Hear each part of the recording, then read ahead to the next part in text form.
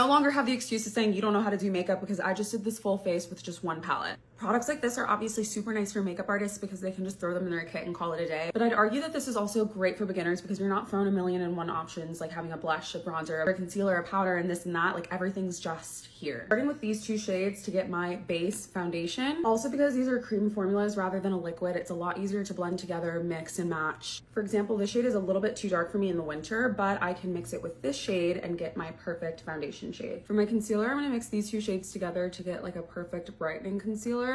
Honestly, sometimes makeup can be very stressful because you're trying to figure out, okay, what creams mix together? Is my primer gonna make my foundation pill? Is this bronzer too red for me, too orange for me? But this makes it so much easier to just like look at what you have and make it fucking work. Of course, when using something like this, you wanna make sure you have the right tools. I would honestly recommend brushes over a beauty blender because the formula is a little bit thicker and also a brush allows you to lay it down and then blend. I made my own little contour shade using these two. Didn't wanna go too heavy because it was quite literally gray. Because I find it very difficult to actually find a cool toned contour and like, baby, that's cool. We're gonna blend that into the skin.